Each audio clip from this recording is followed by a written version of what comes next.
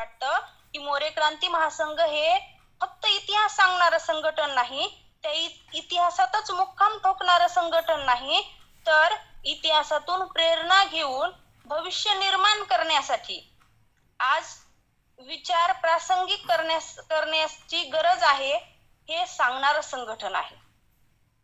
जसं की आजच्या विषयाला धरून बोलायचं म्हटलं तर, जसं की सावित्रीमाईंनी त्या काळात मुलींना शिक्षण घेण्याची संधी नसताना ती उपलब्ध करून दिली. आपल्या या देशात शेकडो वर्षापासून स्त्रियांना दुय्यम दर्जाची वागणूक मिळत आलेली आहे.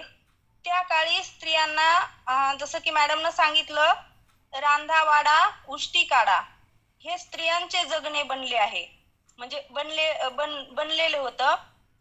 त्या काळात बालविवाह, सतीप्रथा अशा अनिष्ट रूढी परंपरेने समाज पोखरलेला होता. ती स्त्री कुठल्याही जातीची किंवा कुठल्याही धर्माची असो हे बघितलं जात नव्हतं. ती त्या काळी शोषणाला बळी ठरलेलीच होती. आणि त्या काळी माझ्या सावित्रीबाईंचा, माझ्या ज्योतिबांच्या ते लक्षात आलं आणि त्यांनी त्या काळी मुलींचं शिक्षण, आंतरजातीय विवाह, त्यानंतर पुनर्विवाह यावर काम केलं. सांगण्याचे तात्पर्य एवढेच की त्या काळात स्त्रियांचे शोषण होत होते. त्या काळात स्त्री सुरक्षित नव्हती. मग आता तरी ती कुठं आहे?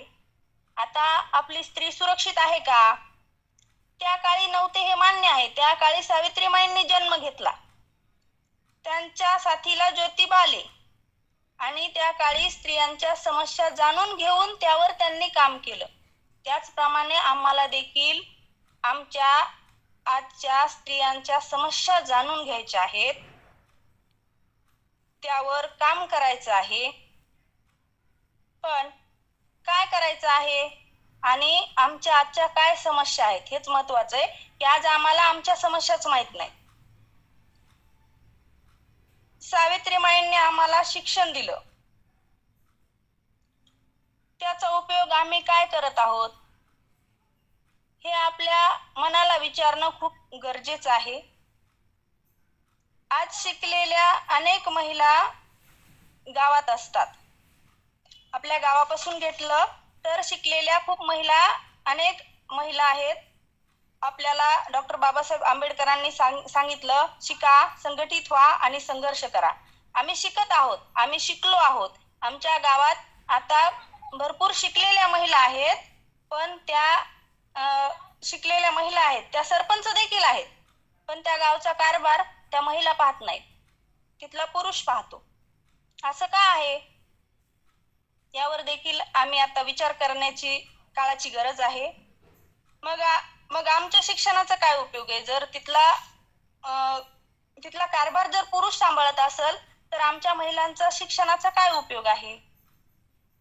लोकसभेत, विधानसभेत, तसेच आमदार, खासदार जास्तीत जास्त पुरुष आहेत, तर मग महिला कुठं गेल्या? महिलांचा पण तिथं 50% वाटा असायला हवा ना, पुरुषाच्या बरोबरीनं. आपण म्हणतो की महिला आज पुरुषाच्या खांद्याला खांदा लावून काम करत आहेत, पुरुषांच्या बरोबरीनं काम करत आहेत. मग आमच्या महिला, आता ताईंनी सांगितलं की बँकेत गेलं तर 7-8 पुरुष असतात, 1 महिला असते, म्हणजे तिच्यावर कामाचं दडपण आलेलं असतं. पुन्हा बँकेत जाणाऱ्या महिलांची संख्या सुद्धा कमी असते, कारण की तिथं पुरुष जास्त असतात. मला असं नाही म्हणायचं की पुरुषांनी कुठं कोणत्याही क्षेत्रात नसावं, पुरुषाच्या बरोबरीनं स्त्री का नाहीये? आमच्या स्त्री जातीनंच किती दिवस अपमान सहन करायचा, म्हणजे मागे राहायचं. आमच्या स्त्रीनंच